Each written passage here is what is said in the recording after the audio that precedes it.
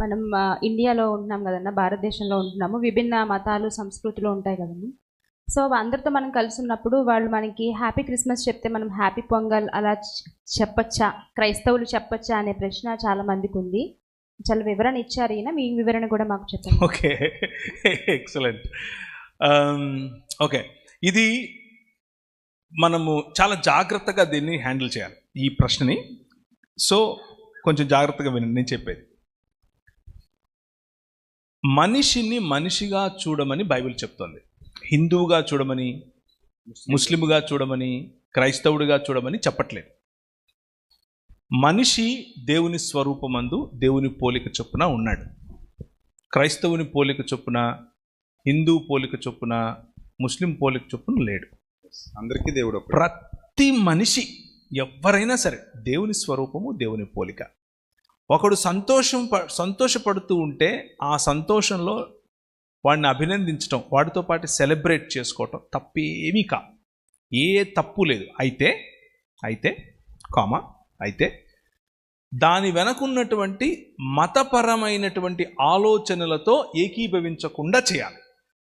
మళ్ళీ చెప్పనా, సంతోషంలో పాల్గొనాలి, కానీ మతపరమైనటువంటి ఆలోచనలు, విగ్రహపరమైనటువంటి ఆలోచనలతో పాల్గొనకుండా చేయాలి. ఆరాధన.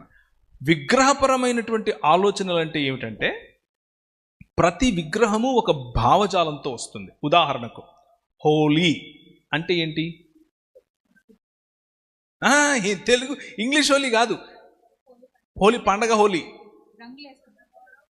కాదు, రంగులు కాదు, రంగులు బైక్ కనిపిస్తాయి. దాని వెనకున్నటువంటి భావజాలం ఏమిటంటే, హోలిక అనే ఒక స్త్రీని కాల్చి చంపిన దినం అది. మళ్ళీ చెప్పనా, హోలిక అనేటటువంటి ఒక స్త్రీని దహించినటువంటి హోలికా దహన్ అని ఈ రోజుకు కూడా ప్రతి హోలీ పండుగ రోజు చేస్తారు. Do you agree with it? ఒక స్త్రీని నడి రోడ్డున కాల్చి చంపడం, కిరసనాయలు పోసి హ్యాపీ హోలీ అని చెప్పగలమా? రంగులు పోయేంత వరకు నో ప్రాబ్లం, కలిసి ఆడేంత వరకు నో ప్రాబ్లం, కానీ ఆ భావజాలంతో నేను ఏకీభవించను. ఎలా చెప్తావు? Be creative in doing that. ఆలోచించి నీ నీ నీ భావజాలాన్ని, నేను దాంతో ఏకీభవించను, కానీ నువ్వు సంతోషంగా ఉండడం నాకు ఇష్టం, నీతో పాటు నేను సంతోషంగా ఉంటాను అని చెప్పే పరిణతి నీలో రావాలి. It's a very thin line, చాలా థిన్ లైన్. ఇంకో పాయింట్ ఏంటంటే అన్న, ఇప్పుడు అది చేసే వాళ్ళకు కూడా చాలా మందికి ఆ హోలిక అనే దాని గురించి తెలియదు. ప్రతి ఒక్కరు చేస్తారు.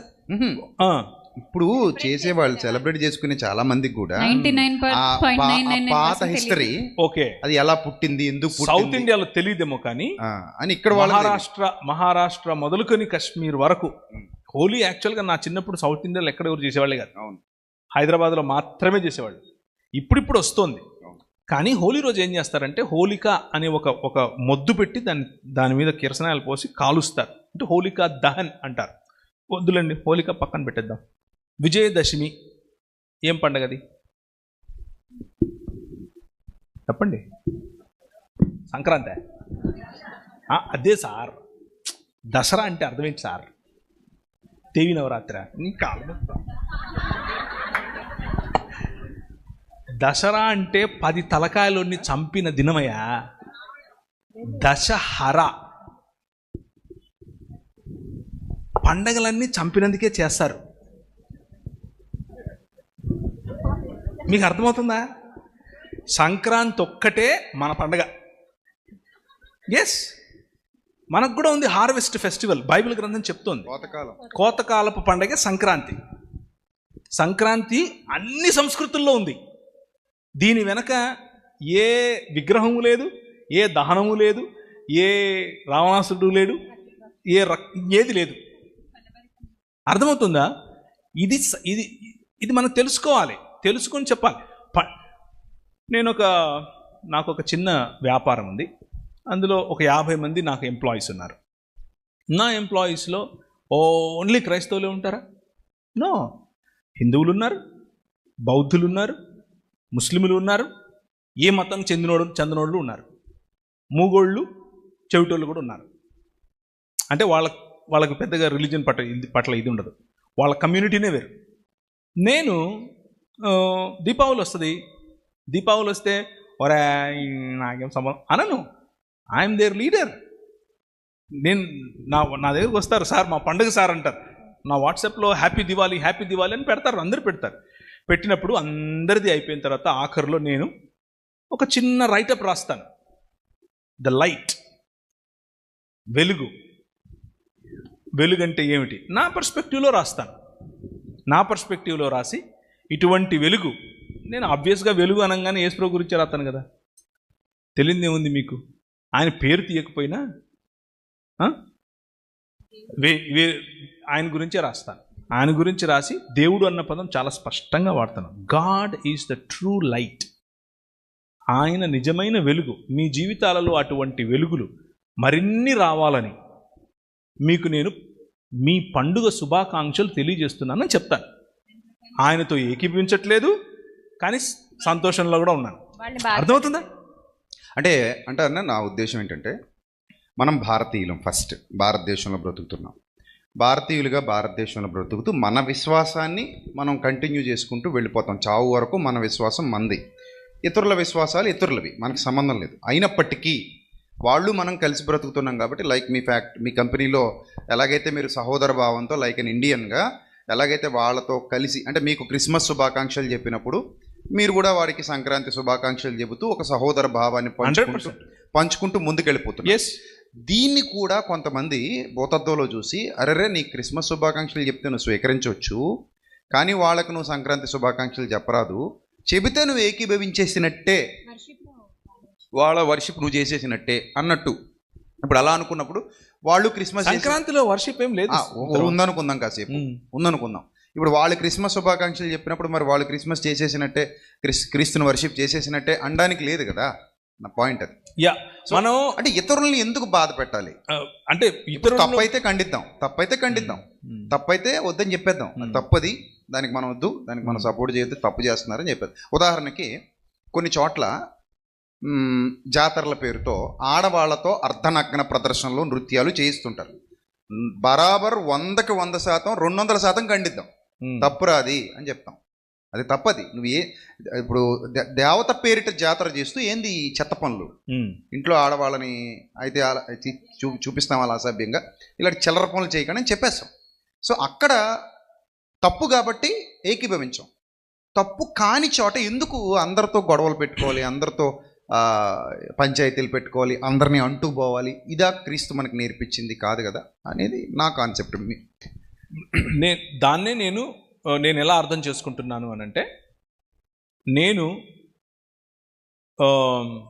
ఏకీభవించ అవసరం లేకుండా, అవతల వ్యక్తి యొక్క భావజాలాన్ని నా నెత్తిన పునుపుకోకుండా, ముఖ్యంగా ఆ భావజాలం ఒక విగ్రహాన్ని తీసుకొస్తుంది. ఆ ప్రతి విగ్రహం, ఆ విగ్రహం వెనుకున్నటువంటి ఆలోచన విధానం, ఆ విగ్రహం వెనుకున్నటువంటి భావజాలం ఏదైతే ఉందో అది మనల్ని మెల్లిమెల్లిగా పడుతుంది, నాశనానికి దూరంగా ఉంటూ మన బ్యాలెన్స్, మన ఆలోచన విధానం అంటే మత ఛాందస్వాదం కాదు. నేను ఈ మతానికి చెందినని కాబట్టి నేను నీకు హ్యాపీ సంక్రాంతి చెప్పను, హ్యాపీ రంజాన్ చెప్పను, అట్లా కాదు. అందుకు కాదు.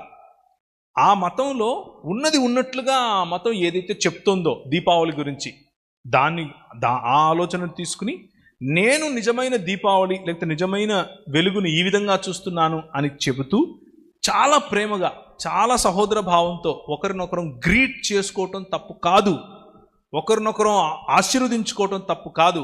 మీ ఇంట్లో పండగ జరుగుతోంది, మీ ఇంట్లో సంతోషంగా ఉంది, భలే ఉంది చూడటానికి అని సంతోషించడం తప్పు కాదు. అయితే ఇంకొక చిన్న ఉదాహరణ చెప్తాను, ఇది బహుశా మీకు కనెక్ట్ అవ్వచ్చు, ఇది ప్రాక్టికల్ కాబట్టి.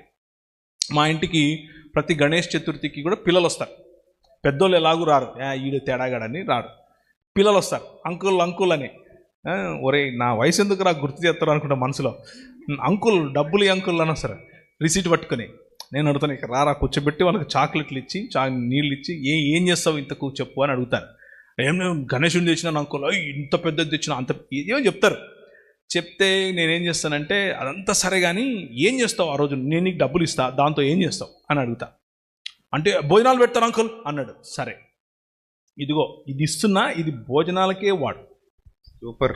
భోజనం పెట్టే, నువ్వు భోజనం పెట్టరా. అది ఒక సాటి మనిషి ఆకలి ఉన్నప్పుడు భోజనం పెట్టడం దేవుడు నేర్పాడు అని చెప్పి ఇచ్చి పంపుతారు. నా భావజాలము నేను చెప్పాను, వాడు సంతోషంలోనూ పాల్గొన్నాను. మీకు అర్థమవుతుంది? దాంతో ఏకీపించినట్టు అవసరం లేదు. నన్ను ఏకీపించక్కర్లేదు. ఒకరోజు చర్చిలో నన్ను అడిగారు, అన్న మా చుట్టుపక్కలంతా వేరే ఇతర విశ్వాసాలకు చెందిన వాళ్ళు ఉంటారు, మేము క్రిస్మస్ చేసుకున్నప్పుడు వాళ్ళు మాకు అడగకుండానే ఏదైనా మీటింగ్ పెట్టినప్పుడు డబ్బులు ఇస్తారు, మేము దాన్ని యూజ్ చేస్తుంటాం. చర్చి కట్టినప్పుడు కూడా మేము పుస్తకాలు ఇస్తే వాళ్ళు మాకు మనీ ఇస్తుంటారు, మేము యూజ్ చేసుకుంటాం. వాళ్ళు వినాయక చవితి చేస్తామని చెప్పి మా దగ్గరకు వస్తారు, అప్పుడు మమ్మల్ని చందా అడుగుతారు, మేము ఇవ్వాలా వద్దా అని అడిగారు. అప్పుడు నేను ఏమన్నానంటే, మీరు తెచ్చుకున్నారుగా వాళ్ళ దగ్గర నుంచి, మీరు తెచ్చుకున్నారు అంటే చర్చి కట్టడానికి తెచ్చుకున్నారు, పండగలప్పుడు తెచ్చుకున్నారు, కవర్లు ఇచ్చి మరీ తెచ్చుకున్నారు. మరి అలాంటప్పుడు మీరు తెచ్చుకున్నప్పుడు ఈ ఊరికి ఆ ఊరు ఎంత దూరం, ఆ ఊరికి ఈ ఊరు ఎంత దూరం, మీరు కూడా ఇవ్వాల్సిన వాళ్ళే ఉంటారు. వాళ్ళు ఏ విధంగా వాడతారనేది మీకు అనవసరం, మీరు ఏ విధంగా వాడతారనేది వాళ్ళకి అనవసరం, ఇచ్చారు. సో ఇప్పుడు మీరు కూడా మరి ఇవ్వాలి తెచ్చుకున్నప్పుడు. వన్స్ మీరు తెచ్చుకోలేదు అనుకుందాం, అప్పుడు ఇంకొక ఆప్షన్ ఉంటుంది, మీరు తెచ్చుకోలేదు అనుకుందాం. అప్పుడు మీరు ఒకటి అనొచ్చు, నేను ఎప్పుడు మిమ్మల్ని ఏం అడగలేదు, మీరు కూడా నన్ను ఏం అడగండి అని కూడా అనొచ్చు. అది మీ రైట్. అది లేదా నేనైతే ఏం చేస్తానో కూడా చెప్పానన్న, నేనైతే ఏం చేస్తానంటే మీరు సేమ్ ఇదే ఏం చేస్తారా, మీరు భోజనాలు పెడతామన్నా, అన్నదానం చేస్తామన్నా, అయితే దానికే వాడండి. సేమ్ ఇదే విషయం చెప్పాను నేను, దానికే వాడండి, హ్యాపీగా వాడుకోండి, యూజ్ చేసుకోండి. అలా ఇచ్చినందువల్ల ఆ విశ్వాసంతో కానీ లేదా జరుగుతున్న కార్యక్రమాలతో కానీ, లేదా ఇందాక చెప్పినట్టు ఆ జాతరలో చేసే అర్ధనగ్న నృత్య అన్ని చోట్ల చేయరు, అవి కూడా ఎక్కడో అక్కడక్కడ కొంతమంది చేస్తుంటారు, వాటితో కానీ మనం ఏకీపించినట్టు కాదు కదా. ఎందుకు ఇంత చేయొద్దు, అలాంటి వాటికి మనం సపోర్ట్ చేయొద్దు, అలాంటి వారికి డబ్బులు ఇవ్వద్దు, అలాంటి వాటి చోటుకి వెళ్ళొద్దు, అలాంటి వాళ్ళని ప్రోత్సహించొద్దు.